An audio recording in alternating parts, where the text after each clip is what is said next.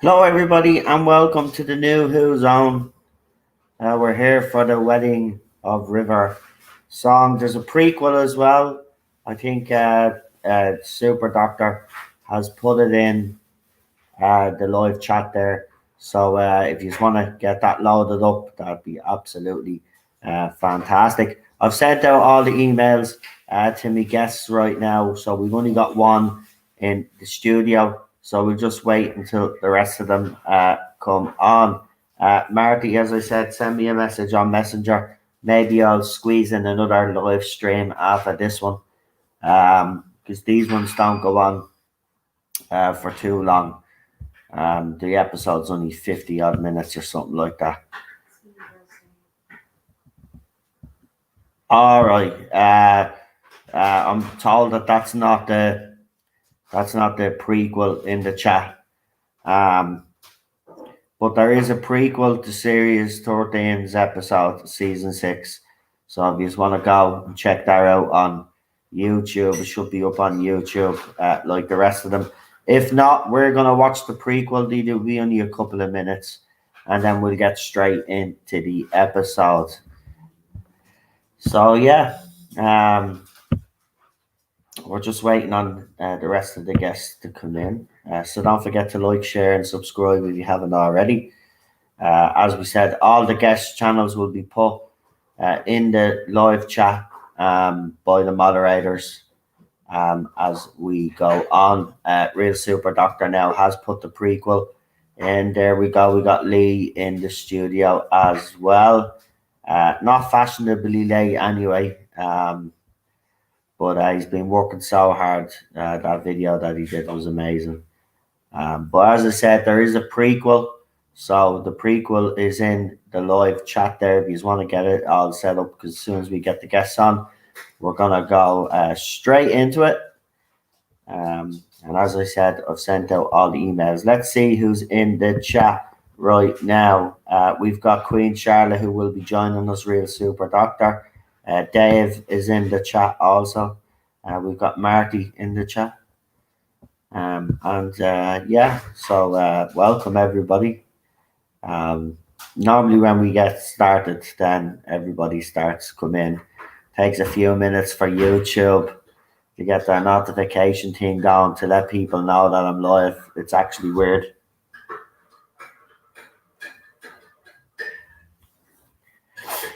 So yeah,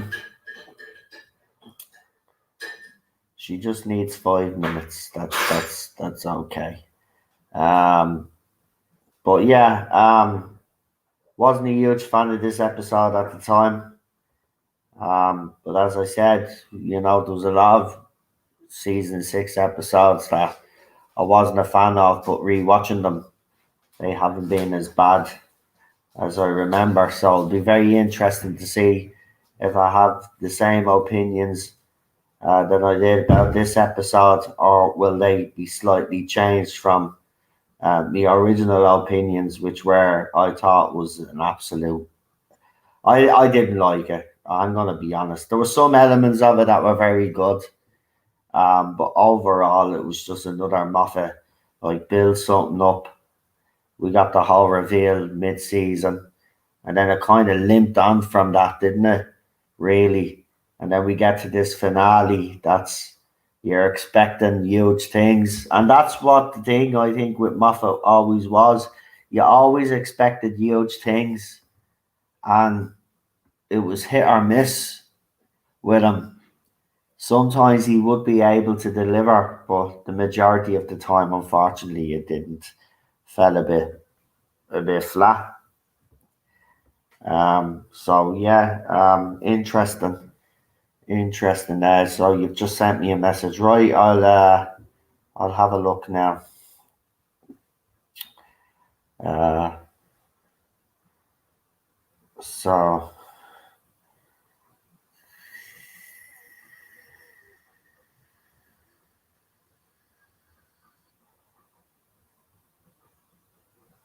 right, but right, I'm about to respond.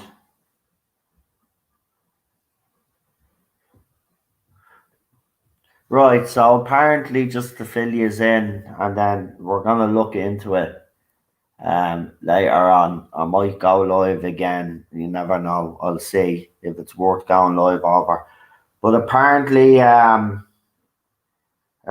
there's a leaked email going around Gallifrey base and on Twitter. I haven't seen it myself on Twitter now, but apparently they've identified the 14th Doctor, and the 14th Doctor, according to them, is Lydia West. Lydia West is the name. That's She worked with RTD on It's a Sin. So interesting. We'll just have to wait and see. Um, See, the reason why I'd be suspicious of that is the fact that Series 13 has a film and there's already people leaking stuff about the new era when we haven't actually heard that much from the new showrunner. We've had leaked stuff before, apparent leaked stuff on accounts from Twitter, Doctor Who Twitter accounts that claiming that the Sea Devils and all were coming back and all this, and there was even a picture of you, remember, and that turned out to be a hoax. Um, all I'll just say is that I wouldn't rule him out casting a woman, but at the same time, I know he's looking at blokes. So interesting one, but the timing of it is a bit odd. Um, a leaked email. Come on, I'm being honest. I think there's someone playing a cruel trick. This has been done before anyway, as you all know. There's always been rumours and speculation, leaks on who's going to be the Doctor, and they're nailed on to be the Doctor, and then it turns out they were never in the running. So I would wait and see, as I said. But unless I see this email myself, I have to see this email, man. See how it's put together. Is it something that what how was it written, and then try to compare it to other emails that he's put out in the past, which would be very difficult to prove. But you probably could if you had, um, obviously, you'd have to do a little bit of research, wouldn't you? I suppose there are probably emails from him up from before in the past, maybe. But yeah, interesting one. We'll keep an eye on it anyway. But let's bring on our guests. Yeah, I think that's who we're gonna have on the panel. Yeah, I've noticed that. Lee. I've noticed that they keep changing it. They keep changing, and there's Alpha there. So yeah, right. Let's bring on our panel, and so we can get this prequel going. But yeah, there's funny things going on with Google as well. I took screenshots, and apparently every doctor was the fugitive doctor. Tom Baker was the curator, and Jodie Whittaker was officially the 13th doctor, right? Then Lee went to try find that, and then someone changed it again. There's someone on Google changing the fucking yoke for a laugh or whatever they're doing. But yeah, it's crazy. So that leaked email and stuff like that. Don't be surprised if it's someone just trying to fan the flames or try to, steer Russell in this direction and stuff like that. Um, so Marty's trying to get a hold of it, but no such luck. Again, if an email of that importance was floating about, trust me, everybody would have taken a screenshot of it to make sure that they had it themselves. So even if Twitter, YouTube, and Facebook took it down, there'd still be people posting it all over the place. So that's all I will say on that. But quite interesting, Marty. Quite interesting. Right, let's bring on our guests. We got royalty on the channel as always, and it's the one and only Queen Charlotte. Hello. Welcome, welcome. Our next guest is the one and only Mr. Passive Aggressive himself, Alpha Omega. Hello. Welcome. Our next guest is the one and only Real Super Doctor. Hey there.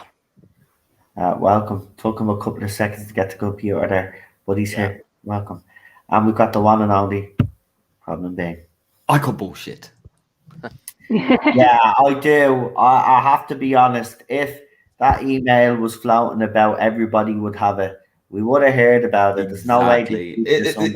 Gallifrey Base is clearly a hostile takeover in its own right by these possessed people, and they're trying to steer the decision. They still think that exactly. They're the people who haven't come to terms with the fact their little reign of terror is over. It's over. Move on. Well, here's the thing. It's like we had, before the Russell announcement, multiple people saying Sally Wainwright was going to be the showrunner, and that didn't happen. So now anything I see or hear, I just go, well, I don't believe it until I see it, especially after. I said you were right to. And everybody was like, there was a few people on internet land, as usual, having a go because it was calling the bullshit that I had no issue. She was never in the running for it. All the people that they're even being mentioning as potential doctors, as soon as they mentions an actress as a potential doctor, a couple of days later comes out in the media that she's working on a new project, So this Lydia West, look, people are going to do this, right? He's worked with loads of actors and actresses since he left Doctor Who. So, of course, all of these people that he's worked with are going to be linked to the role, right?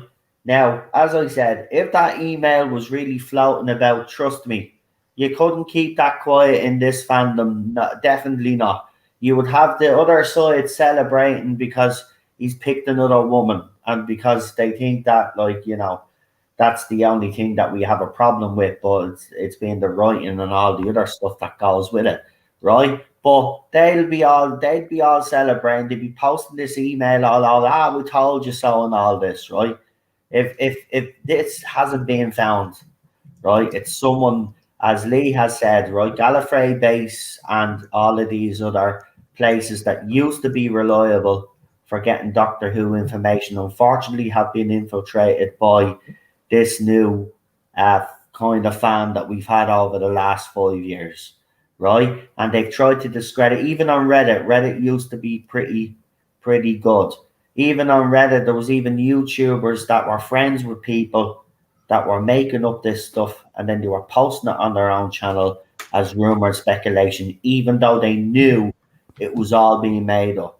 This is what the fandom has resorted to, right? So I don't believe this email for 1 second. Am I saying that she's not the Doctor? Listen, I wouldn't rule her out, to be quite honest with you. She could be a companion. Yeah, that's more like it. Exactly, she could be. But at the end of the day, no, that as far as I'm aware, right, they're looking at candidates, but no decision has been made. And I don't think, listen, Russell T has plenty of time to make all of these decisions.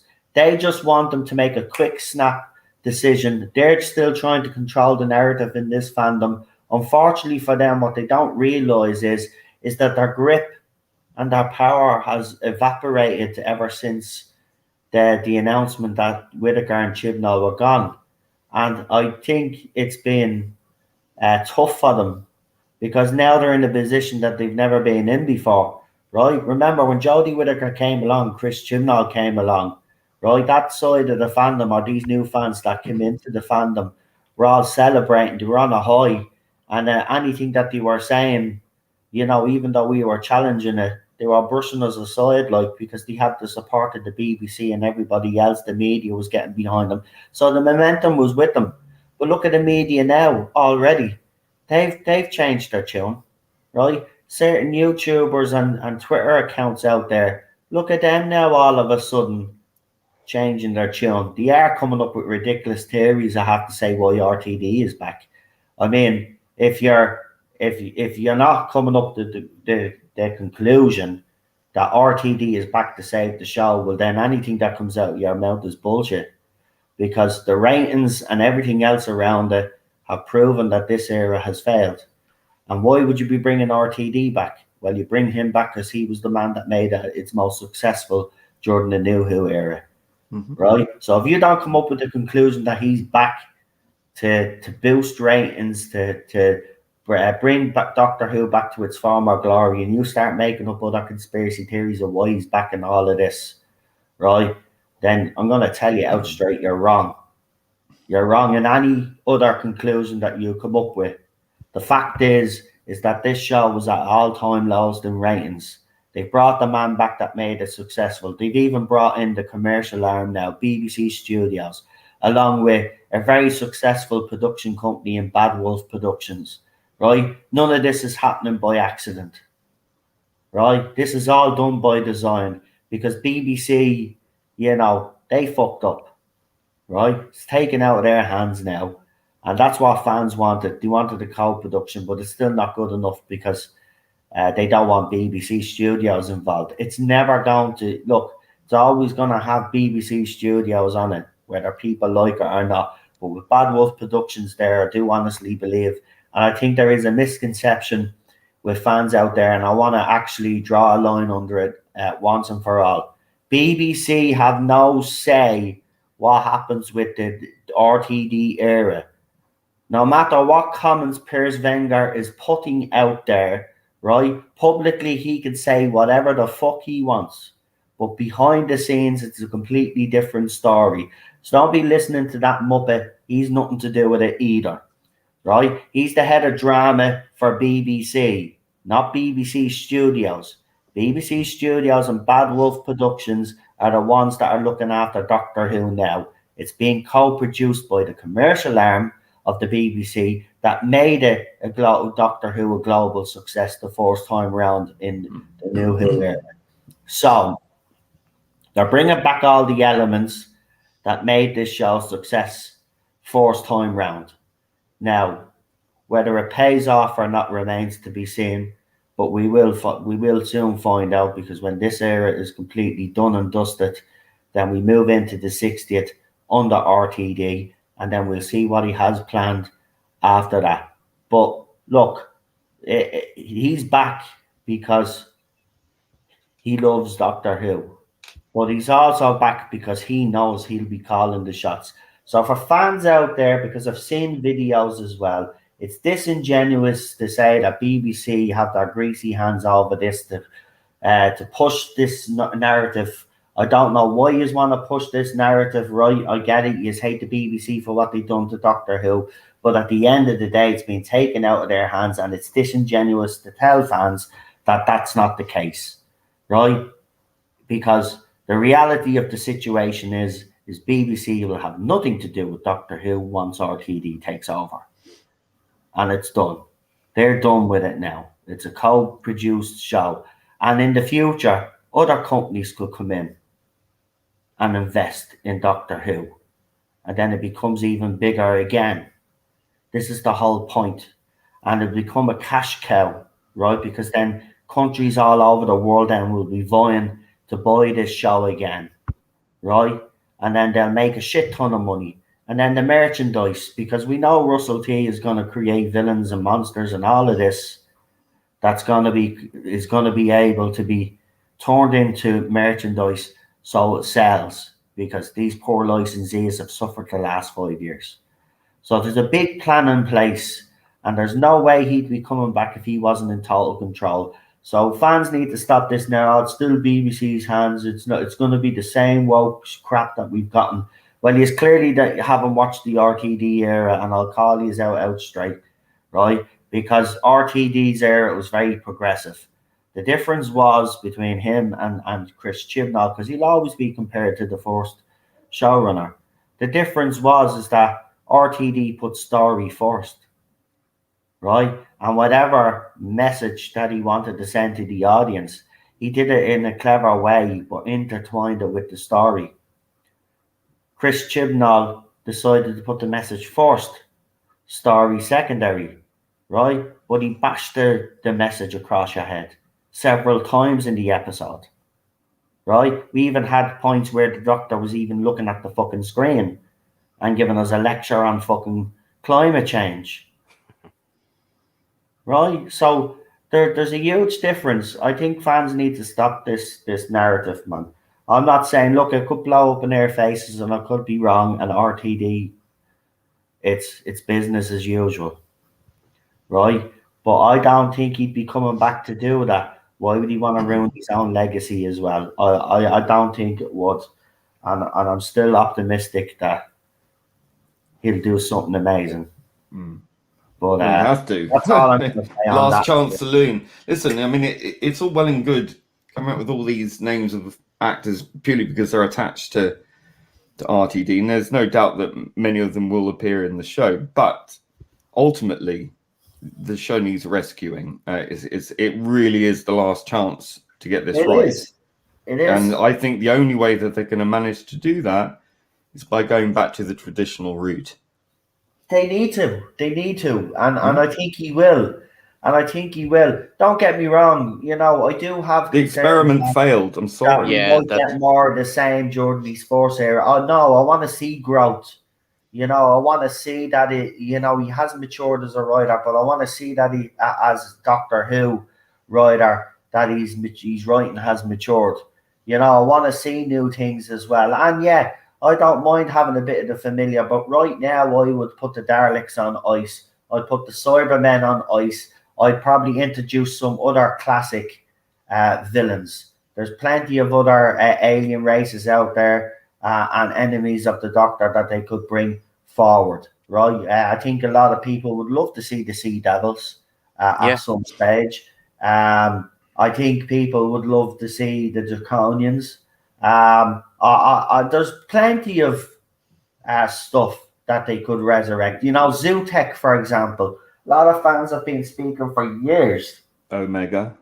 Yeah. Omega, been a popular one. That as well, which I think we're getting that. Well, the problem is the rights, I think, with that character. Well, that's true. I mean, but they brought K9 back, and that's with the same people, I think. That's what I mean. And I don't be surprised if K9 returns at some stage. I wouldn't mind that myself now. Now, it's been a while since we had a K9 cameo, a proper one. But look, well, I don't want more of the same. I want to see something exciting and new, because the point still stands. After RTD and even RTD specials, you could see that he was burned out, right? He did give us one of the best episodes, I think, during those specials. And for me, it's still the Waters of Mars. Forget about the bleeding two-parter finale. Waters of Mars is the best out of those specials. But you could see he was getting stale, and he probably should have left after Series 4. He should have that would have been a nice way to bail, but he did stay for those specials, unfortunately. But then under Moffat, while the first series of Matt Smith was actually entertained everybody and was good, like, we start getting more of this fairy tale crap interwoven into it, and that did turn some fans off. Now, don't get me wrong, I think it's part of the Matt Smith era, whether we like it or not. I think it does suit Matt Smith's Doctor in particular. But even we're watching Series 6 now, the episode that we're on, you will actually even see in this episode, Moffat, I think, is co-writer in this, or he writes the whole lot. I'm not 100% sure, but he does have part in it, and you can see already that his writing's becoming stale already. Yeah. Right, then he brings in Peter Capaldi. First, he does the whole Dark Doctor with him, right? But then BBC countermand that, and they want him. Then Series 9, Peter Capaldi's Doctor is a bit all over the place, and then I think Series 10, he got the balance right. But again, Moffat should have probably left. I hate to say this, but I think Moffat should have left after Matt Smith regenerated, to be quite honest with you. So this show has suffered years under the tail end of Matt Smith's run to all through Peter Capaldi's and now to Whittaker's. The ratings have been okay under Matt Smith and Peter Capaldi. The rating slide was relatively slow. It wasn't, a steep drop. It's just when you get to the Whittaker era, you get the first episode bounce, right? Because everybody was curious, let's just say. But by the second episode, you see there's already a drop off, and then the third episode, fourth episode, and then that trend continued, right? Series 12. I believe it's going to continue no matter how good the stories are for Series 13. I just think that it's on a downward trend this era, and I think it will continue down that downward trend. And we could be looking at ratings of under 4 million, definitely this season, I reckon. And that'll be evident. You'll see it. First episode will get a bounce, as it always does. And then you always compare the first episode to the second and third episode. If you want to be really generous, the third and the fourth episode, just to be fair, right? But then look at the steep decline, right? It's staggering during each series of this era. Look at it, episode 1 to 4. Look at the start. Well, that's because she has a terrible catch-up rate. Like, compared to all the other doctors, people don't go and watch either to watch again or to watch it. They missed it at the weekend. Like, she just doesn't have that in comparison. And that's another thing. Already, this era's embarrassment couldn't get any worse. So, yesterday we were told that a little teaser dropped, and obviously we were live, and I went to check it out, and there's one on CBBS as well. So this is what this era is doing, basically. So they've gotten Jodie Whittaker a bit ecstatic, and this era, current era of Doctor Who, the so-called promotion is not actually promoting the show, it's promoting other people's stuff. So on CBBS, it's promoting a cartoon, right? As we saw the one on Twitter, right? They're promoting blankety blank Bradley Walsh's new show that he got, I think, $1 million for doing or something, right? So they're using Jodie Whittaker, a bit of static, right? And at the end of it, they're putting on other upcoming shows that are coming. So they're plugging other people's shows instead of their own. It's quite. Listen, I just find the whole situation funny. I find the whole announcement of RTD very curious, because the timing of it, to me, is way off, right? Because, you've got an upcoming series coming up. The first bit of promotion that you do is promoting blankety blank, right? You announce RTD as showrunner. Therefore, all the attention is going to be on RTD, but not the upcoming Series 13. It's like, to me, and I'm not a conspiracy theorist, but it's like, to me, right, that BBC have decided to bury this era completely. And that's why the announcements were made when they were made. This is what seriously, it just looks rather manufactured, this whole thing, to me. And that there's a reason behind it. I honestly believe BBC are trying to bury this current era now. And if that isn't more telling, I don't know what is, to be quite honest with you. But look, could go on all night about this. We're half an hour in. We haven't even started the episode. So what I'll ask everybody in the on the panel to do is get you their prequel ready anyway. And everybody in the chat, if you've got your prequel ready, please press 1. We'll get Charlotte to do the countdown. And we will get going. But I just find the whole situation curious. And they didn't have to see, this is the thing, they didn't have to announce RTD yet, because even though they probably had him in place, right, he could have been working behind the scenes quietly, right, and then they announced him when they felt right to make the announcement. I just find it weird that it's announced as we know, Series 13 is about to launch more than likely next month. As I said, the second last week in November, it makes sense.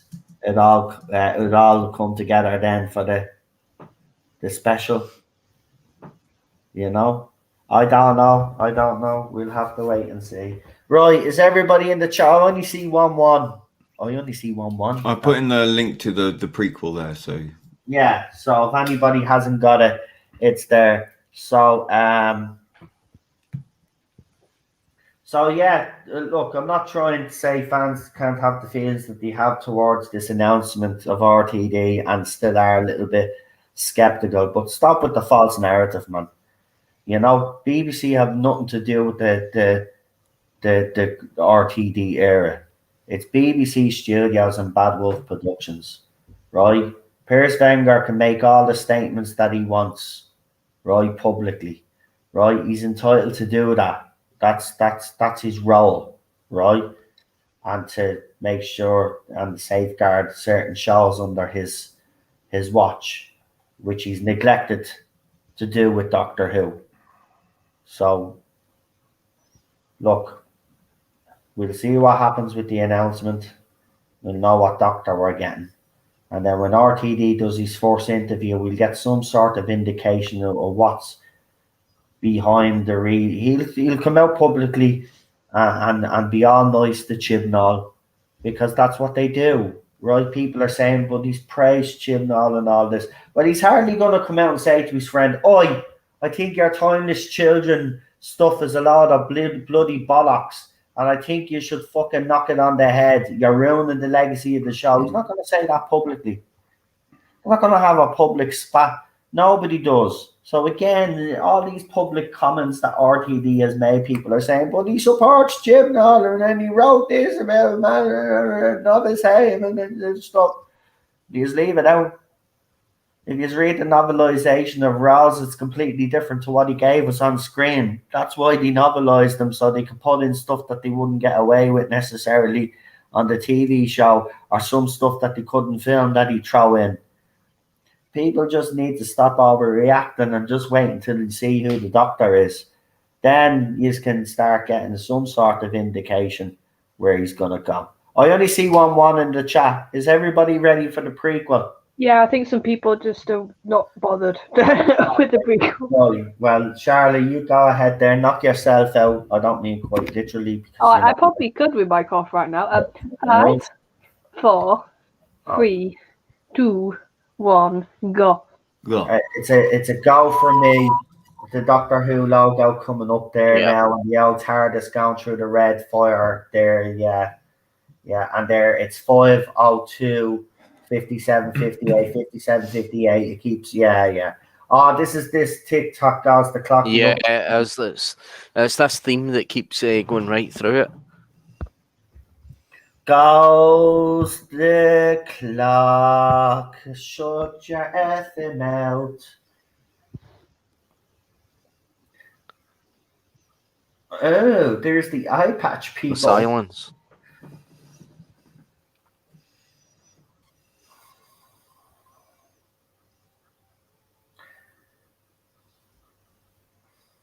Area 52.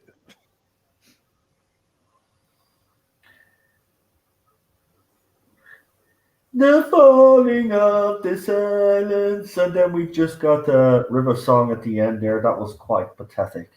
Yeah, it was. It was terrible. But again, right, it doesn't matter, right? Even though it was terrible, Moffat still had a way doing these little prequels, another bit of promotion for the show, along with the trailers that he would have had. You know what I mean? Like, his trailers were really good, so it sort of makes sense that the prequels were a little bit. I have to say, though, I prefer RTD's trailers. I think RTD's trailers are much better. And he gives you little teasers in the run-up to the episode as well. Weekly teasers. So I hope he brings all of that kind of stuff back. I want Doctor Who with BBC Three. Look, I don't think there's, it's not a coincidence that they announced that BBC Three is coming back, right? Because Confidential was on BBC Three. I'm not saying Confidential's coming back, but come on, BBC Three. It's happening. It's happening. We're getting the whole scope of what we got. Jordan, his era.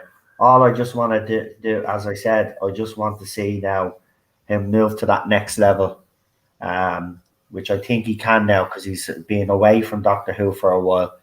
So the next level, and let's see what he can give us. And let's hope it's some of the best Doctor Who that we've ever seen, because we need it right now. But let's get into this. Is everybody ready now for this episode? I'm already dreading it, but you know what? I've been mildly surprised. I think you will with this one. I watched it today. Yeah. Not as bad as you remember? No. So we'll see what you think. Right. Okay. Well, we'll give it a go. Look, as I said, these watch-alongs have kind of, watched certain episodes and thought, oh man, I hated these back in the day. And it hasn't been as bad as I remember. So let's get it going. I see a few ones in the chat there. So without further ado, we get Queen to do the countdown. Go ahead, Quinn. What are we watching?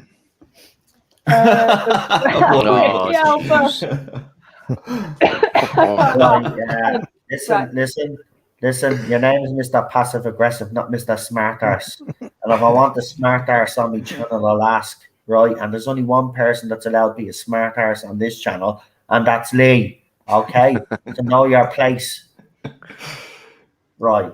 Let's do that again. Anything else you'd like to say? Oh, he's gone all quiet. What are we watching? Oh, here we go again. Right. Go ahead, Charlie. Right. The Wedding of Rivers song. 4, 3, 2, 1, go. Go. Right, previously. Damn. Okay. You know what this means, don't you? It means the Doctor's gonna die. Yeah. How do you know who I am? Oh, the end of that last week's episode was good. That's what I mean. Yeah, you don't interfere now because the Doctor's not really gonna die, and it didn't make sense that I had regeneration energy because it was a tessellect. But we'll just ignore all that because Moffat just ignores it. So yeah.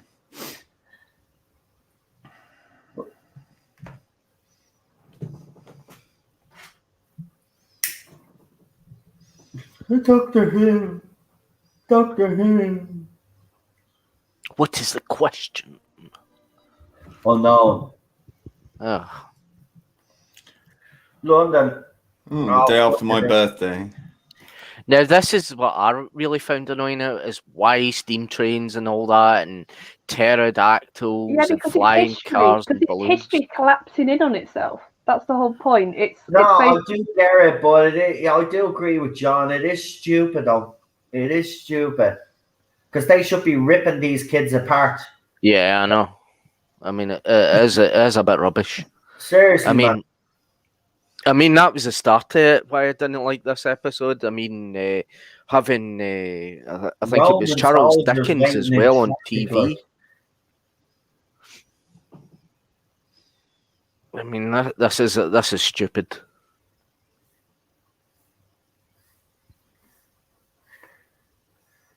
Oh, at the same time. The Holy Roman Emperor. Jesus Christ, man.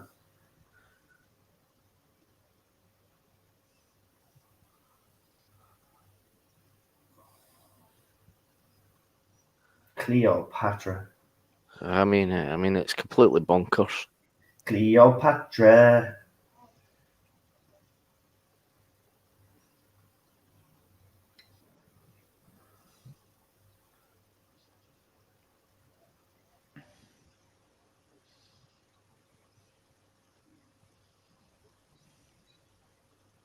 So Churchill's now my Caesar. birthday. Not on my birthday, selfish buggers.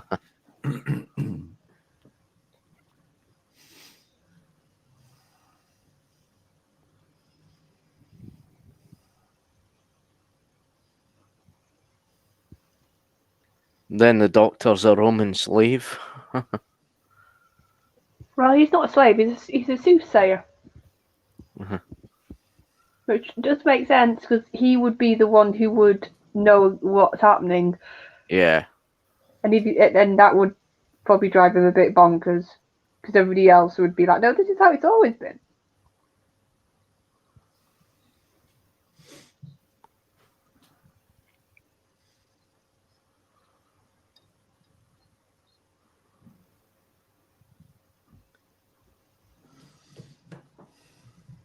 Series 11.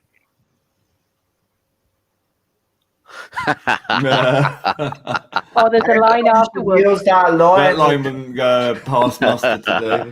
Oh no, there's a line after this that as soon as I heard it, I was like, oh, if that was said today, Twitter would explode.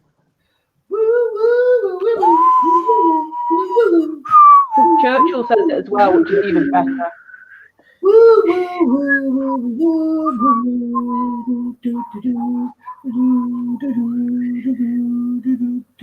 Even though I don't like the DW in that, I mean, it's cleverly branding by Moffat, but you know they could put it in merchandise and everything. DW myself, but it's grown on me all the time. But this is just fucking ridiculous. Crystal Skulls ripoff coming up now. Yeah.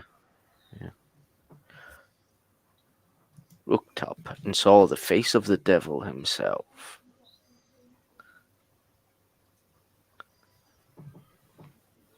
Hello, Dalek.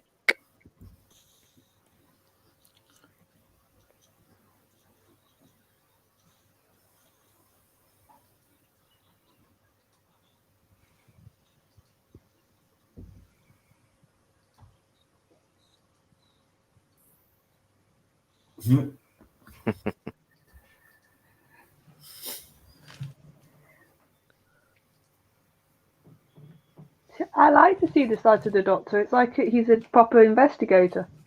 Yeah.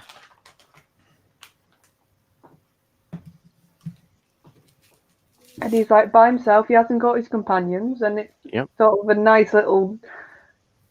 I think it's an interesting start to an episode to have the Doctor in this position. Knitting for girls. I always thought that was funny. That wouldn't pass muster today either. No.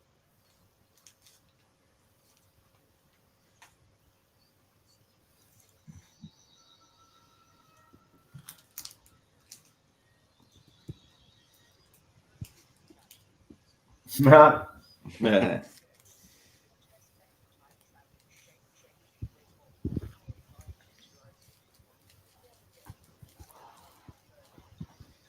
See, this is the sort of dialogue, who tries to emulate.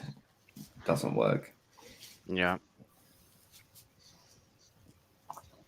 I know that's what makes me laugh because it's like so many people say, "Oh, who's a Tennant ripoff?" And maybe because Matt is my Doctor, I see so much more of an 11 ripoff. Well, I think it's an amalgamation, really, isn't it? It's the only two Doctors she's actually probably ever seen. Oh, that's how you do it. I love this idea. Live chess.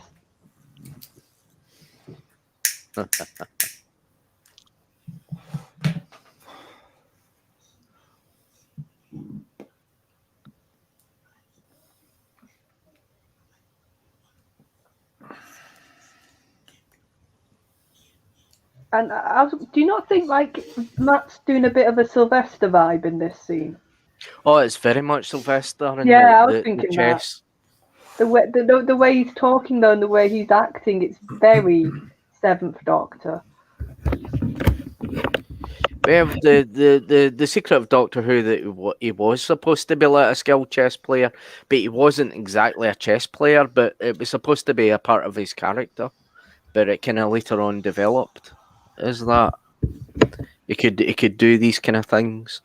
Well, the thing that gave me sort of Sylvester vibes was he's literally threatening to kill this guy. Obviously, he's not the one doing it, but he's very much like, well, if you don't do it, you're gonna die. And like for him to be that stark with Matt, it's not a normal thing for him to be like. I thought the moving skulls was ridiculous. Yeah, it was supposed to be a homage because, yeah, you know, he got some praise he did Yeah. for his Tintin movie. So he wanted to throw something in, and this was it. And Dorium's head in a box.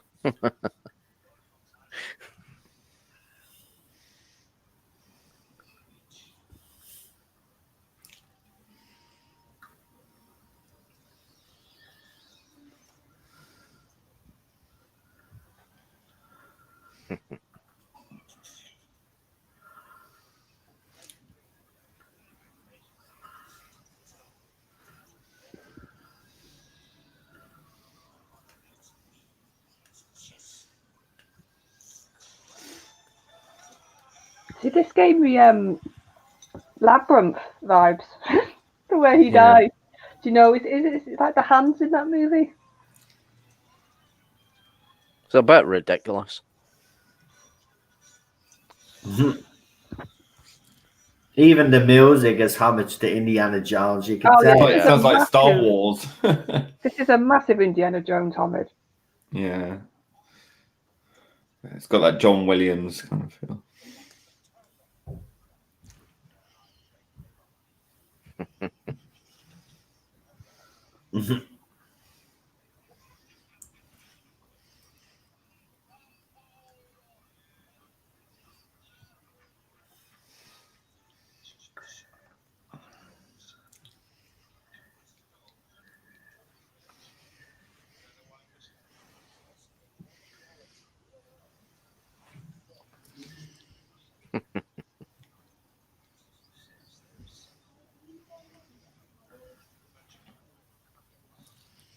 Here we go. This is the bit that I was like, "Ooh, this would not happen today." Attractive, I assume. Helen High Heels. Tell me more. Hell in high heels. Which is a good description of River. Yeah. Yeah.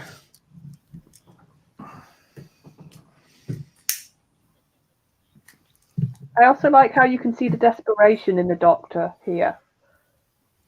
He's like trying to investigate. He's going to all these different places, and he's on the back foot, and he's really trying to work out why he has to die and who the Silents are.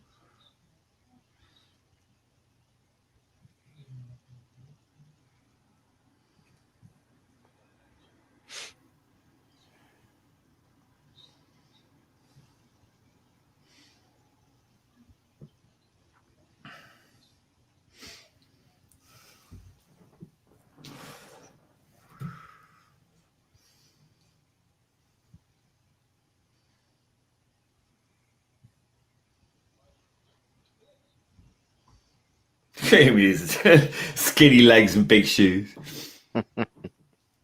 Big feet.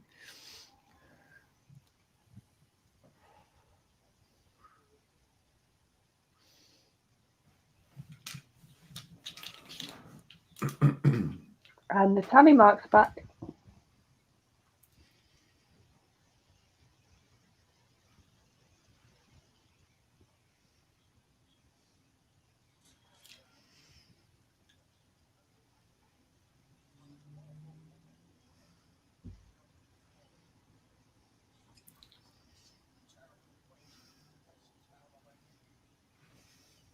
Yeah.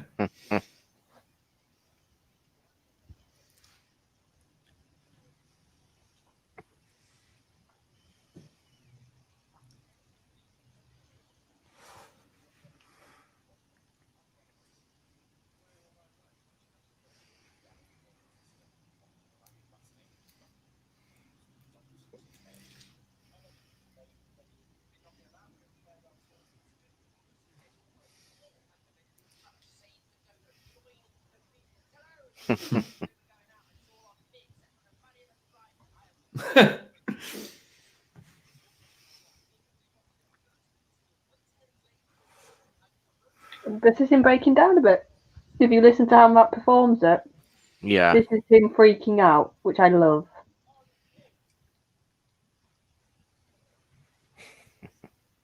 Oh, this is the Yeah, and then video. all that bravado as soon as he has this phone call.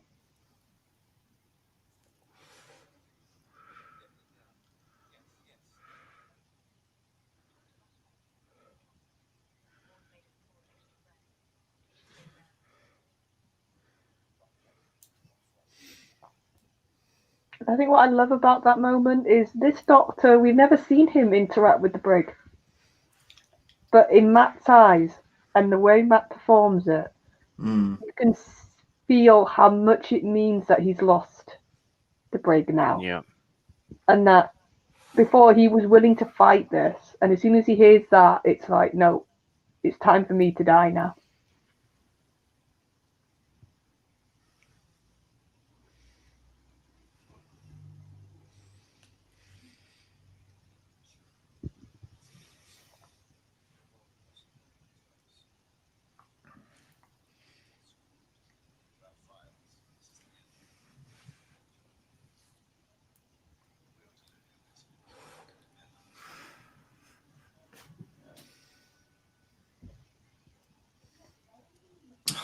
Of course, mine decides to freeze. Tell us when you need a timestamp. Yeah. Bloody typical. It happens every bloody time, doesn't it? Right, timestamp, please. 16:22. Would you see when the Tessellect said, "Is there anything we could do? Is there anything else we could do?" I had to figure out exactly what he was doing. I had to figure it out. Well, it was quite simple, really, because he wouldn't have That made sacrificed logical himself. sense, though, John, wasn't it? So, like, there was no other logical reason to bring these in, and then I clicked. Oh well, what if they turn themselves into the Doctor? Yeah. But again, it's stupid. Oh, don't get me wrong. I know the Tessellect could probably simulate regeneration and energy, but I just felt that again with Moffat, it was just a cop out. Yeah, because when I saw it to begin with, and it was at the beginning when he did begin to regenerate, and I thought it would be a huge cop out. I thought that the 12th Doctor wouldn't appear anyway.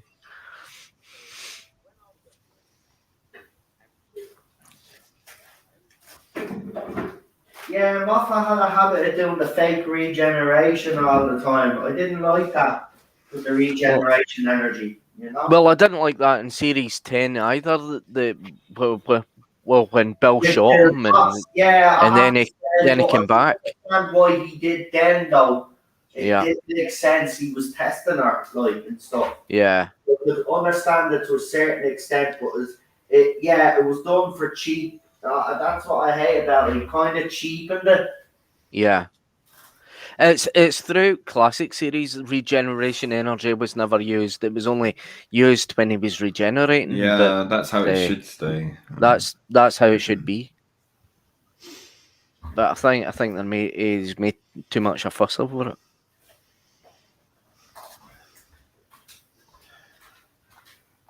Yeah, because I mean, if you're using all that regeneration energy, then it should affect count you. as a it should affect. You know, that's regeneration. That's a lifeline, a life gone. You know. Yeah. You know, it's silly. I think RTD mentioned that it would have been a life gone basically because the only because the Doctor was regenerating at the time he lost his hand in the Christmas invasion. Yeah, but he was in the early stages of regeneration there. That doesn't count. But what would count is if the scene where River breaks our wrist in that episode with the Weeping Angels when Rory and Amy are leaving, and he uses his regeneration energy to heal her there. That's a way. That is wasting his regeneration energy to repair her. So that should count. So in reality, if you think about it, Matt Smith's Doctor in reality should have probably regenerated after wasting a life if that was the official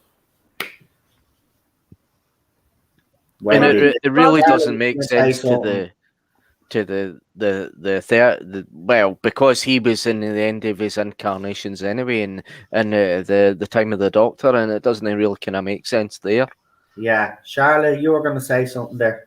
Yeah, I was just going to say, to be fair, the start of using like regeneration and sort of being flippant kind of started with Russell, because do you remember in the Cybermen two-parter how they got that bit of the TARDIS to work again? He breathed on it and he said, "Oh, I've just given up." Did he say so many years or so many generations? Yeah, I think it was 10 years of that regeneration or something he was saying. And like, he was fine after that. So it did sort of start, but I do agree. I think Moffat took it too far. But do you know what though? That would have made more sense though if David Tennant's Doctor had aged 10 years though. I would have liked to see that happen to kind of establish that if you do that, you are wasting years of that particular incarnation's life. I think that would have been a very interesting way of looking at it, you know, and doing it, to be quite honest with you. But whatever fucking RTD does, he just give us something new and exciting, something we can get behind, you know. And I don't expect them to hit the ground running a second time, to be quite honest with you. I will give him time, but knowing the man and how he's written Doctor Who before, I think he will hit the ground running. For him, I hope it happens, but I'm not expecting it. No, I think you've got to give him that first series to sort of sort out what he wants to do.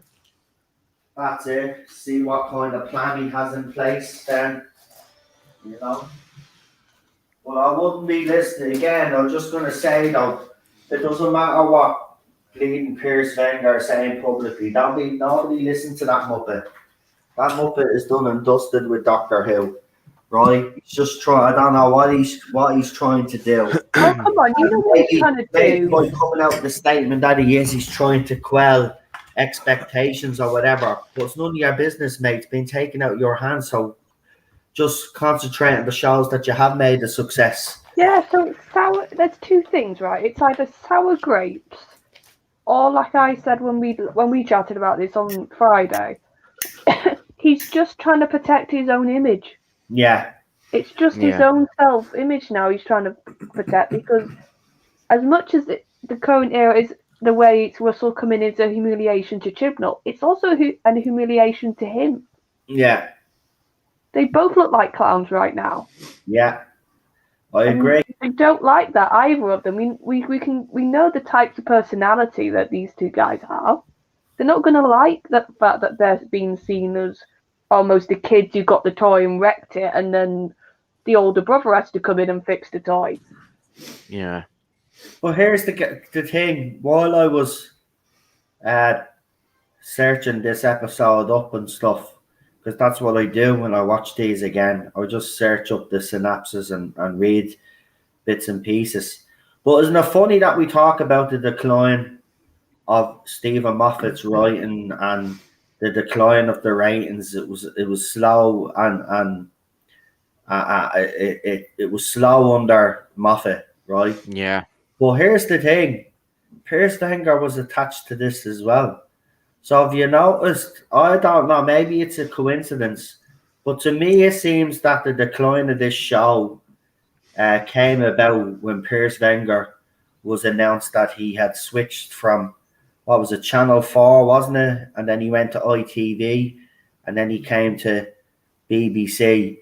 I think if you look back at the time of his announcement and look at the state of Doctor Who, and then look within a year or two, you start seeing the decline, and I think it makes sense.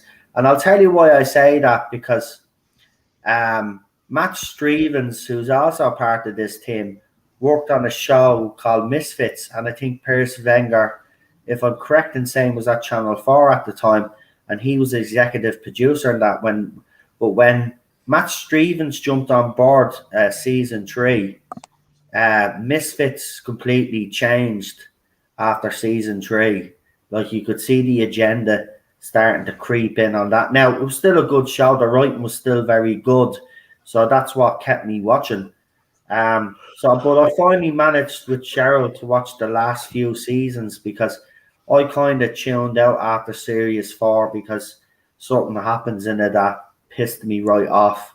And I kind of stopped watching it. But I recently rewatched the whole lot. And it's quite damning of Matt Stevens and Piers Wenger when you look at the state of that show at the end of the situation. And the same thing has happened to Doctor Who.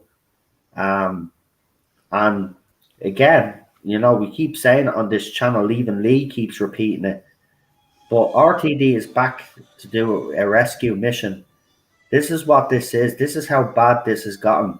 If RTD doesn't manage, the person that brought her back in 2005 cannot manage to rescue this shit show as it stands, right? I fear genuinely, for the first time, I will fear that Doctor Who will be taken off screens for a permanent hiatus. I don't even think they'll give a time frame. If you can't get Russell T to rescue this, who's recently just won awards for shows like Years and Years and It's a Sin, right?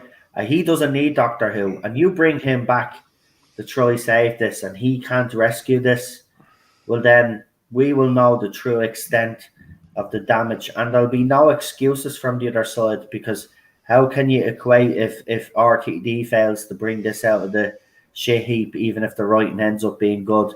That will be telling. This is the thing that will be telling. When RTD comes back, as I said, he's got a big job to do, right? Big job to do with the fandom, right? Big job to do with the British public, right? And obviously the fans that have stuck around are being abused for the last 5 years, right? He has a huge undertaking, right? And then the pressures of coming back to try do the show justice would be hinging on this man's shoulders as well. But he's decided to come back. So that gives me confidence, because obviously he has confidence and he has a plan what he wants to do. Now, whether I agree with that plan or not, only time will tell. But, for him to come back after he's saying, and quoted as saying, that the only way he'd come back to the show is if the show needed him, basically. If the show was dead. It certainly does. And a lot of the fans on the other side have actually forgotten that quote. Maybe I should dig it back up again and start throwing it about when you get these people saying, "Oh no, RTD is back for a completely different reason." No, he's not.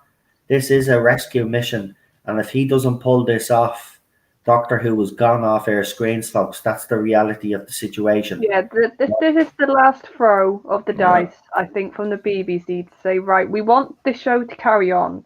We don't want to permanently rest it.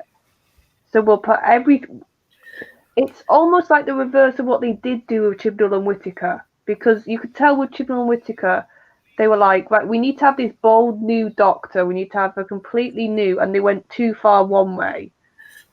So it's like they're sort of saying, right, we went too far one way.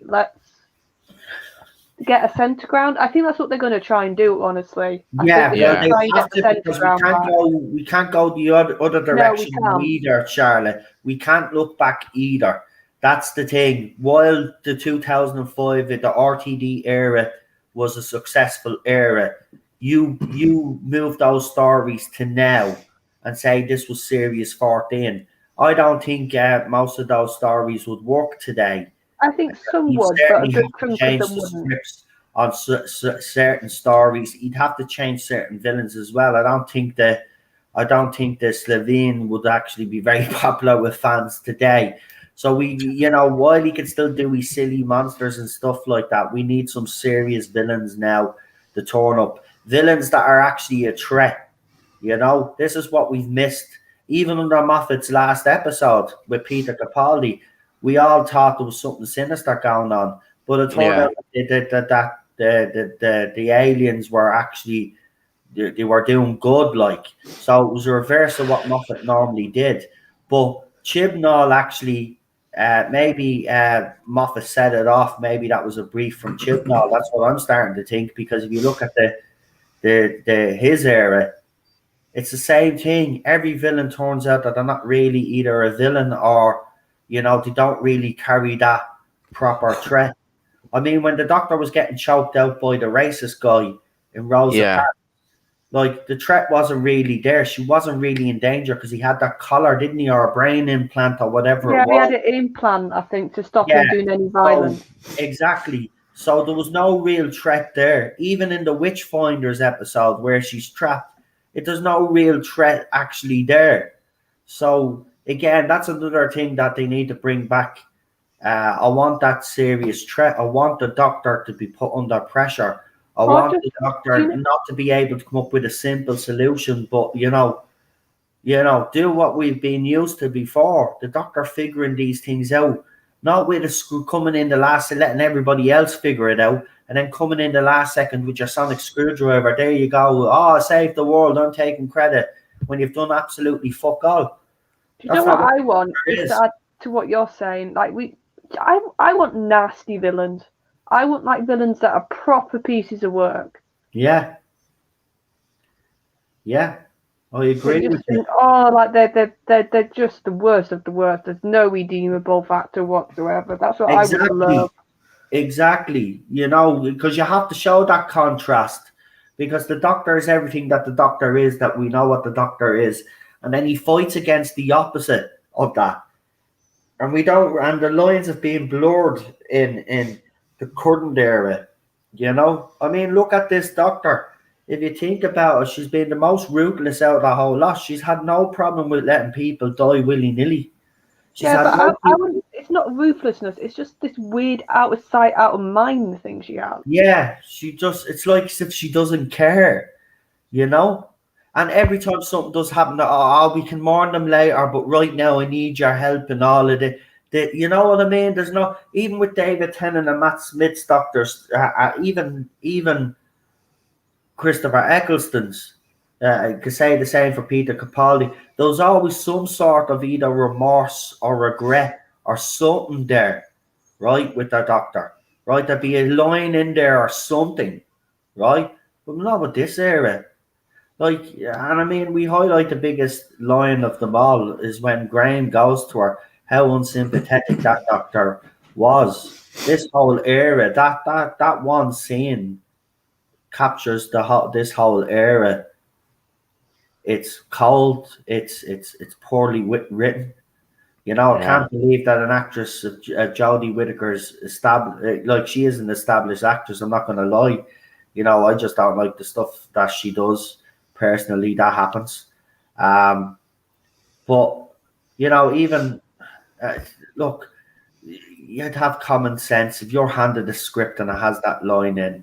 If you've ever known anybody that's been touched by cancer, it's not just obviously the person that has cancer, right? It affects the family and friends. It does. It has a very psychological impact on family members. They hear that line, right? When my nanny, obviously, as you all know, I've spoken about it, passed away from cancer. It's a horrible thing to see your family go through. And with me, Yeah. nanny was actually quick. Now, my mother was there, obviously, at her deathbed when she passed away. So for me mum, that was some consolation. But the stories that she was telling me, man, of how my grandmother like was suffering and stuff, and then to hear a line like that from a doctor that at the right time and always in a situation, if they get it wrong the first time, they always manage to rectify the situation or say something compassionate. But this doctor just, and for people that defended that and still defend that to this day, I don't know how you can defend something like that.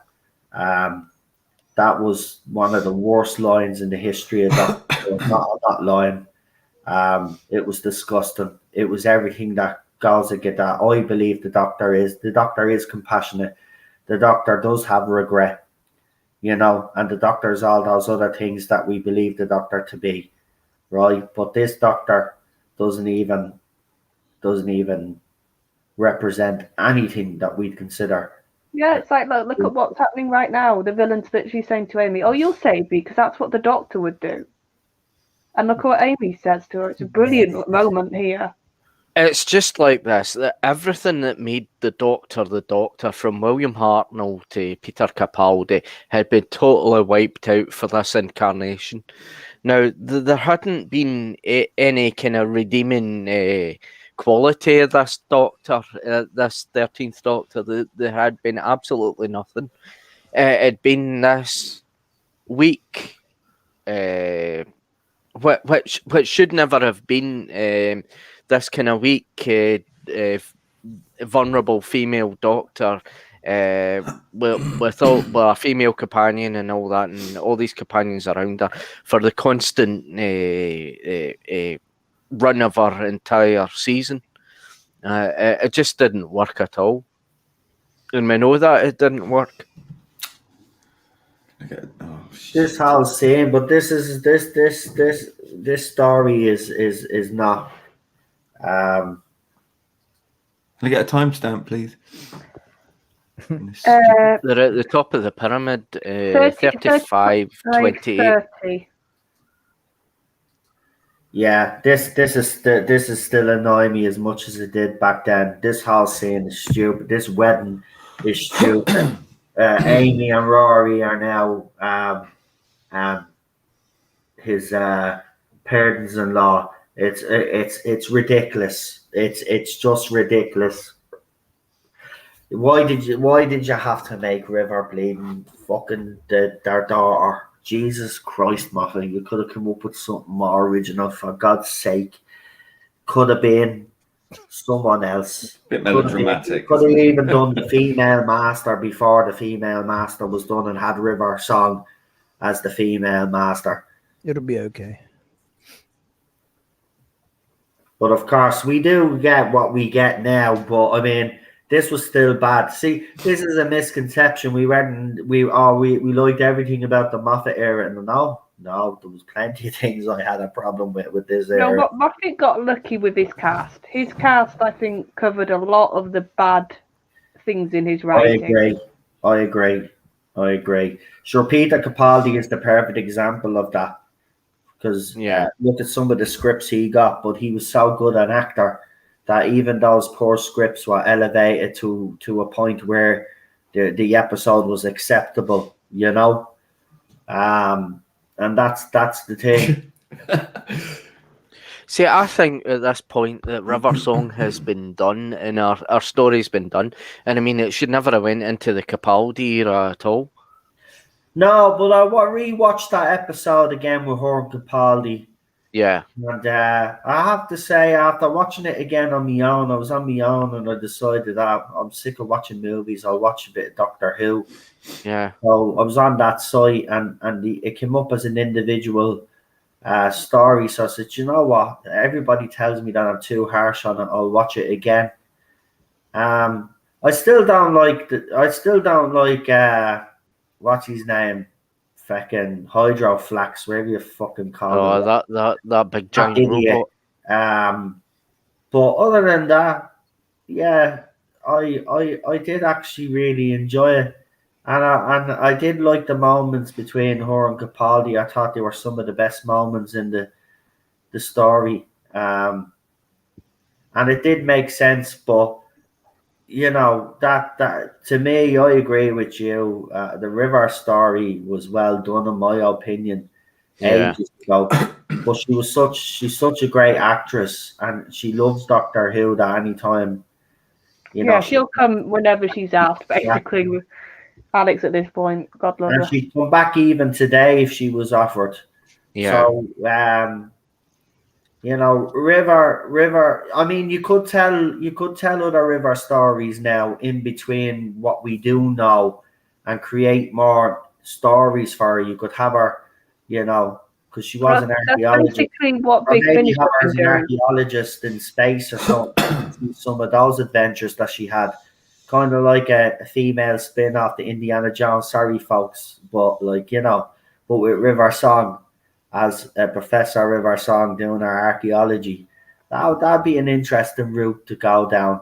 And remember, she changes throughout the time as well. So the show could evolve into different time periods of where she was. So she was Professor River Song, and then she was something else for a while, wasn't she? And then you could see her then doing all our dodgy stuff that she was doing, robbing stuff and all of that. Like, you could do it.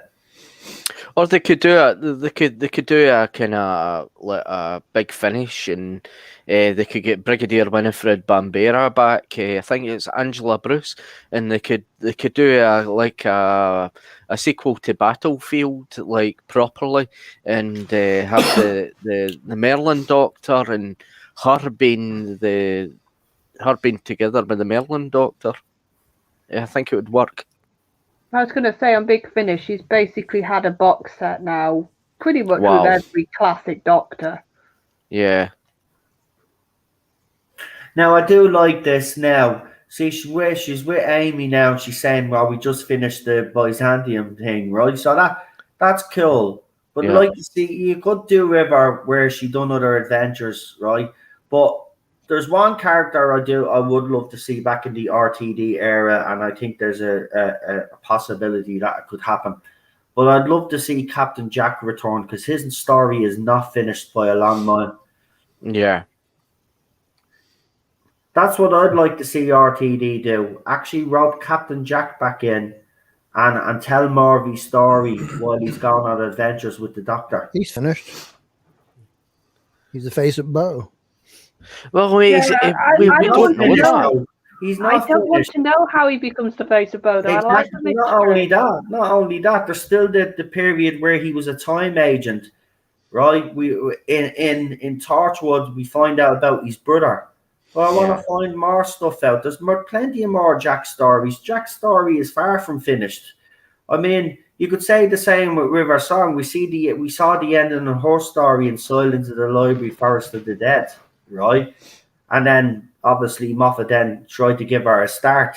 But if you had gave us the start, right, and then we got the finish, right, and left it at that, that wouldn't be enough for fans. The same with Captain Jack. Yeah, we know that somehow he becomes the face of Bo. But how and what happened in between that? What other adventures did he have?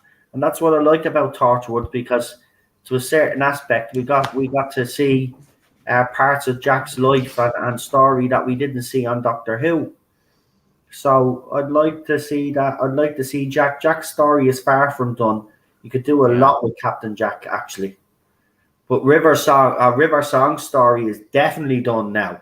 There's no point of bringing her back now. But like, why are you celebrating for? It's the Doctor. The fact that he didn't know that he would have tricked everybody and survived is like, bad companions. Bad companions. Yeah, but they did have the whole thing about time, like crashing and becoming one weird point. So that probably messed with their heads quite a bit. But she'll still have to serve her prison sentence for supposedly killing the Doctor anyway. Yeah, but she goes on jollies, doesn't she, at night with him? I know. I like this bit at the end. Yeah, I do like this scene here. I have to be honest, because this was leading up to something, and then like. Oh, you like this though? This is corny. Doctor Who, Doctor Who. No, but no. I remember at the time when this happened, I was like, "Holy shit, it's still not done," because that's what Moffat did. Oh yeah, he was the king at stretching stuff out. That you were like, "Oh, he's done with his arc," and then it would be like, "Oh God, he's not done with the arc." So there you are. She's not married to the Doctor at all. I know, and that's how he kind of got away with it. But still, I don't know. Yeah. So he's in the dummy, and they burned the dummy.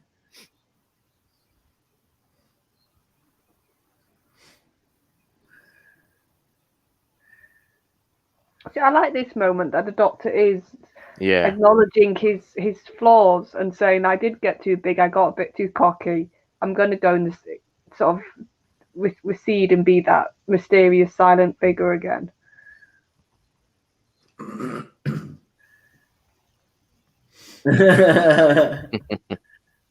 I do love this scene, man. That's what I mean. See, that's Moffat setting it up. Yeah. And then this. And then Matt Smith's reaction. Watch. I always get goosebumps when I seen this. Watch this.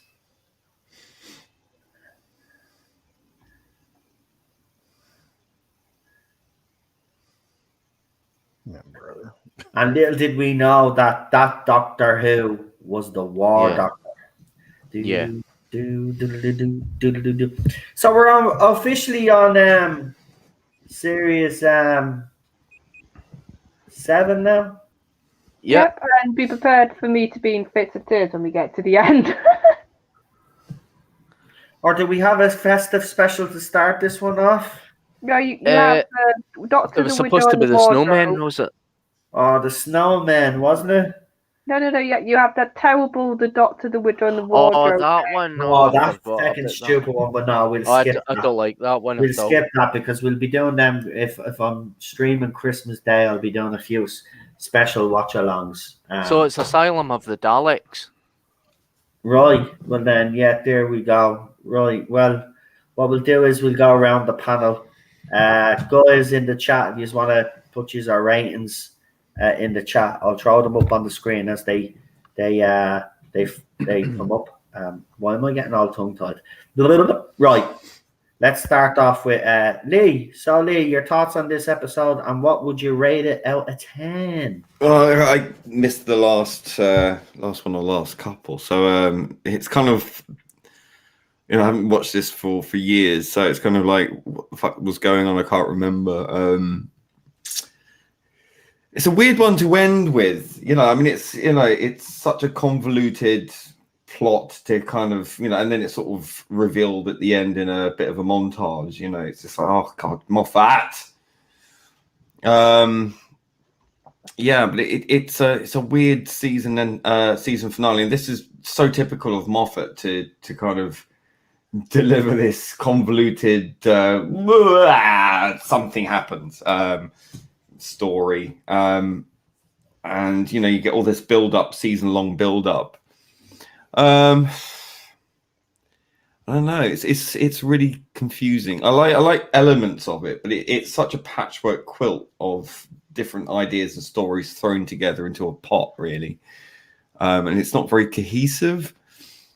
Some great bits of dialogue in there. Love the alternative, history of everything all happening at once in a frozen time. Quite like that. Quite like the sort of steampunk element to that. That was quite good. But on the whole, 4.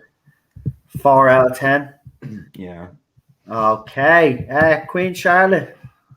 Well, like I said, when I was watching it today, I didn't hate it as much as I remembered, because I think I quite did like the sort of the Doctor elements. How, like I said, you see a Doctor panicking, you see a very Doctor on the back foot until the end, really, when it's revealed how he got out of it. I like the sort of, like I said, I'm with Lee. I understand for some people it's really silly, but I think because it doesn't outstay its welcome, I like this sort of history collapsing. It's not a major point, it's just sort of a cool thing at the beginning, and I think that's how it should have been dealt. It shouldn't have been more than it sort of had a presence. There's some, like I said, I do think though the villain, I do think Moffat really should have explained why she had so much of a hatred, because it came across as she really hated the Doctor, and I think he should have given a bit more backstory to her, sort of explain her motives a bit more. And I like the ending. I know it's soppy. I know it's really like, once again, Moffat doing the whole emotions sort of win the day.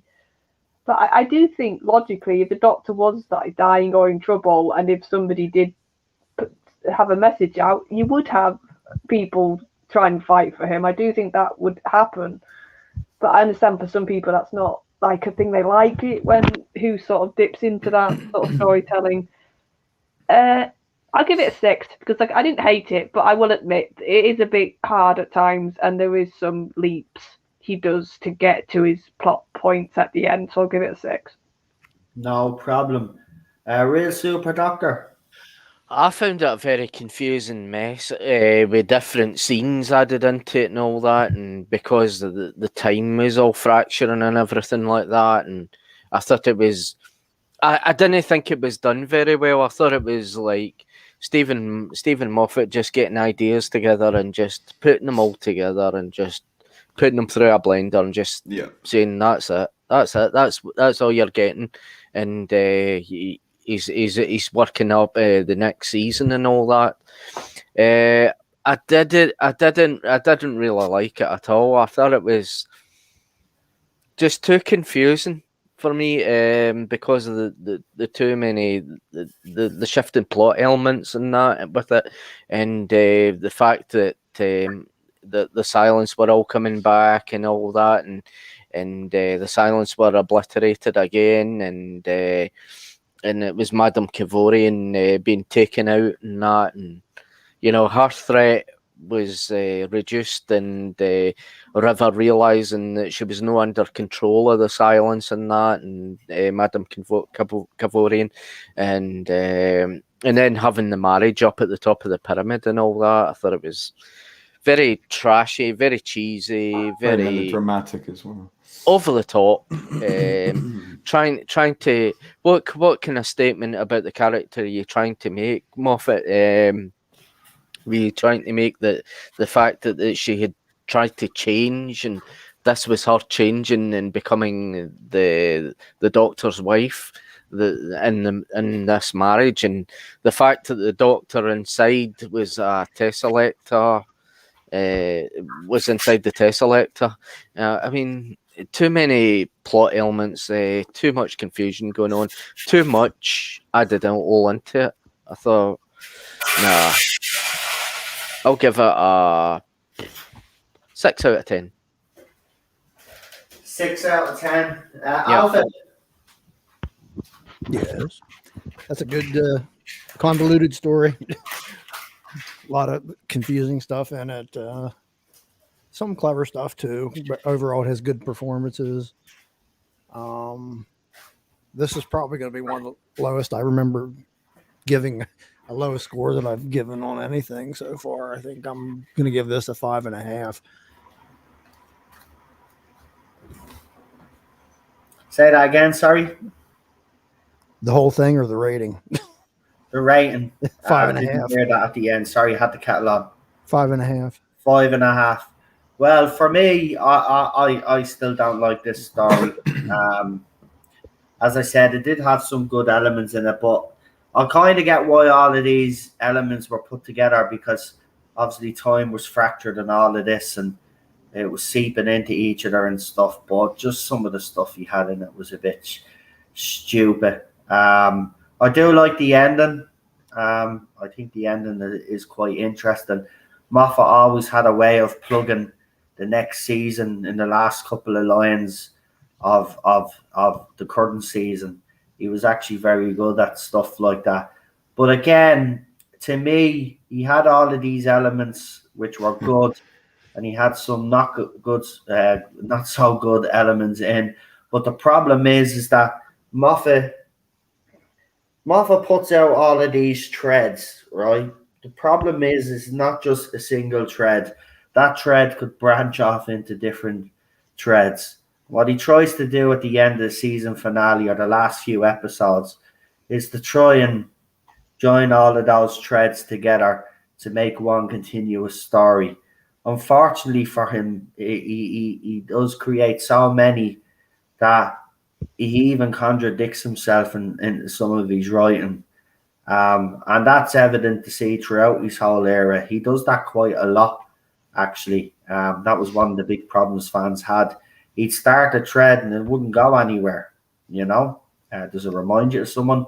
But the difference is that his writing was a little bit better, and the team that he actually had, he didn't get rid of all of RTD's team. You know, he brought in his own people as well as kept the experienced people on board. So he still managed to give us some standout stories. I mean, Heaven Sent, like, it doesn't matter what anybody says. There are people saying that it's overrated, but it's mainly from the other side. But of course, they would say it was overrated, you know, and to boost up the Jodie Whittaker era. But it's not overrated. And watch the story, and you'll see why it's not overrated. Watch Peter Capaldi's performance, the dialogue that was written for that, the cleverness of the episode as well, and the story that was happening. This is a doctor that's lost a companion and is punishing himself, you know, and you see it. It's just spectacular. It is.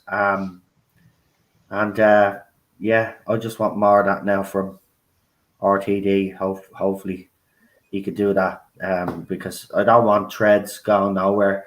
But this is the one thing I know about him. I mean, look in Series 1, the thread was Bad Wolf. In Season 2, if I'm correct, it was Saxon. I know it was Torchwood. It was Torchwood. In Season 3, it was Saxon. In Series 4, it was Rose Tyler's return, but there was it was the whole thing to the Dr. Donna. It was Davros. Parallel universe. Yeah, and the Dr. Donna. There was a couple of threads in that one. Well, I mean, the last 3 episodes of Series 4 are some of the best. I mean, you've got Turn Left, which starts. I always find that Series 4, it's not a 2-part finale, and people call it a 2-part finale. In reality, it's a 3-part finale, right? Because Turn Left, in my opinion, is a very important episode that sets it all up. I mean, particularly at the end of that episode as well, is when Donna obviously has the beetle removed from her back, and then the doctor realizes that she has been talking to Rose and stuff, and then we get the next 2 episodes. So that episode played a part, remember, and she kept banging on about the bees disappearing as well. That was another thread. That was quite good as well. So this is what RTD does. He finishes his threads. Like, the whole thing with the bees disappearing was very clever when he went to the Shadow Proclamation. Yeah. And then they gave us the explanation why the bees were disappearing, you know? And then Donna figures it out about the planet. Very well written. I can't wait to see what he does for Doctor Who. But yeah, Series 6 was bad. Series 7 is a slight improvement. So we'll start off with Asylum. And we'll see where we go from there. But Matt Smith's era is coming to an end, and then we'll get straight into Peter Capaldi, and we'll see how people feel about Peter Capaldi's era now, because a lot of us were far more critical, not of Peter Capaldi, but of Stephen Moffat and his writing team's decision making, and he made a lot of bad decisions under Peter Capaldi. And he also moved them from his settled time slot and kept moving them around, which didn't help with the ratings either. None of that is actually taken into consideration when all of these other fans were comparing Jodie's era to Peter Capaldi's. They didn't factor in all of these different things because, you know, they had to set a certain narrative. as they all but at the end of the day, he still beats her. So it's like, he does. Even with all of that's the bottom line. He does. He does. Interesting times ahead, folks. Interesting times ahead. And as I said, Series 13 be starting soon. That'll be interesting now. Be interesting to see. I'll be this year now in particular. I'll be keeping a close eye, which I always do anyway. But I will be keeping a close eye on the ratings, because it'll be interesting to see when the Chibnall era is over, the state of the ratings when he leaves, when RTD takes over, because you'll have to judge it from where the ratings are when Chris Chibnall leaves. You'll see. You'll get the overnights, and then one day later they'll be doubled. See, I think this regeneration will suck. I don't Honestly, really care. I don't care how the regeneration is done. Once she regenerates into the new Doctor and the Moffat or the RTD era begins again, I don't give a crap. I don't care who she regenerates into at this stage. Once she regenerates, I just want her gone. I want Chris Chibnall's face gone. I don't want them to be the faces of Doctor Who anymore. Right? So as soon as they're officially gone off the screen, right, when they air the last episode, then we'll start seeing the face of RTD back again, his team, and then what they've got planned. And that's what I look forward to. I just want them gone now. At this stage, I'd rather they just drop the whole thing now, right? Just put it on iPlayer, the whole lot, the whole 6 episodes, and then just wait then until bleed New Year's Day to drop your special, and then I think there's a chance that they won't do that for the special. I think there's a chance they could do that for Series 13. Right. I think that they won't, because they know the specials will have a tiny bit more hype. They probably, there's rumors that Chibnall's hasn't even had a lot to do with these specials, so we'll see. But I've got a feeling that Series 13 could be dumped, because there is just this utter air of them trying to bury it and not care about it. So I wouldn't be surprised if because BBC for a few shows, what they've been doing is they've been broadcasting them weekly, but as soon as the first episode's been broadcast, the whole of the thing's then been available on iPlayer. So they've been doing it both ways, basically, so they can save face with. So they could do that with Who. They could broadcast it weekly. And just drop it on iPlayer for people that want to actually watch the whole lot. But because I don't think they'll care if it's spoiled now at this stage. No, that's what I'm thinking. I don't think they'll care about spoilers. How do they do ratings like that? Well, they do it with other shows, so that's what I'm just going off. I know the shows that they do it with, so I wouldn't be surprised if they broadcast it and maybe, like I said, after the first episode, say now all available on iPlayer. And if people want just want it gone, I just want it done. I want it finished, so we can move on. And that's why I think this announcement, personally, is very curious, because now that he's announced, people are just hyped about it and are talking mostly about RTD. None of the talk is about Series 13.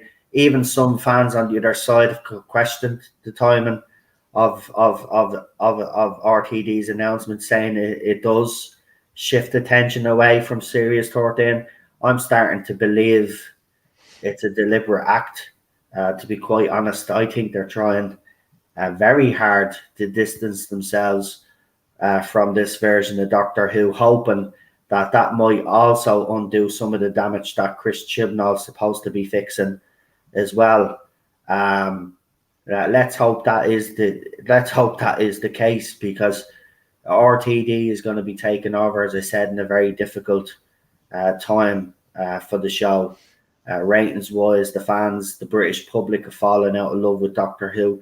He has a big job on his hands, and this is, as people have said, a full-blown rescue mission. He gets this wrong, or he just can't live up to the hype, because there is hype, let's be honest. I fear for the show, and I'll even have to concede that, there's no way again. If he can't rescue this, then nobody can. I don't even think Stephen Moffat do this if RTD can't. He could totally get it right, and people still won't come back. They've had enough. Yeah. Well, see, I don't believe that. I don't believe that, you see, because why would they ignore it if the show has actually gotten better, right? And it's improved, and it's better than what he gave us in 2005.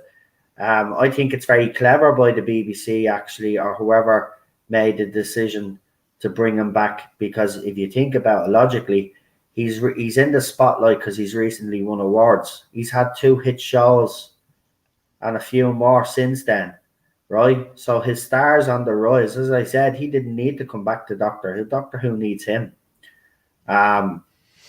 So I'm being honest. I think the reason why RTD was chosen was because a lot of fans always refer back to the RTD era when they compare other eras of Doctor Who, whether it's classic or New Who. I don't agree with them comparing RTDs with classic Who anyway. As I said, New Who and classic Who, that's why there is a distinction there, because they're both totally different animals, and that's just the way it is. But New Who under RTD was highly successful. So look, all of these decisions are done to generate hype, buzz, and bring fans and the British public back. And if you look at Doctor Who's been trending over the last few days, right? That hasn't happened under this era at all. Yeah. Never naturally, under this era. So, and even Dalek has been trending as well. Yeah, exactly. So, at the end of the day, there's already been a positive impact. And this is even before we see who's going to announce as his doctor. This is even before we see a trailer or anything written on screen. And it's already at the change in the whole atmosphere, right? And I'm telling you, there'll be buzz among the British public because they all watched Doctor Who when he brought her back. The audience grew when he brought her back. Yeah, and also a big difference is, like we were saying about how the BBC's acting now, you will have BBC being confident again with Doctor Who. You will see them wanting to blast out Doctor Who promotion every chance they get, which they haven't done during Jodie's run. Exactly. It's going to be a new age, I'm telling you. Whether he can pull it off or not, obviously there'll still be doubts there. But right now I'm buzzed, I'm hyped. It still hasn't went away. Even in the fandom, you can see it. It's still buzzing. Still people talking about it. Whether it's to say something, there's still people talking about Doctor Who in a positive light, which we haven't seen in a while. People very excited about what he could do and what he is going to do and all of this. People coming up with theories about old stories that he might be able to, put a sequel to or whatever. Everybody is coming up with their own theories and their own ideas, what the Doctor is going to look like, what the costume's going to look like, what the TARDIS, all of this comes with it. So I think it's a great bit of business by whoever made the decision, because all the focus is on RTD. It's not on Christian and Jodie Whittaker. Even the fact that they announced an interview that she's doing on the Graham Norton, that didn't generate the hype that they wanted, because everybody was still talking about RTD. Nobody really cares what she has to say. Apparently, there's an article she's not ready to talk about her leaving. Yeah, so we all know the Norton interview is going to be just fluff because she won't be allowed to give any details about exactly.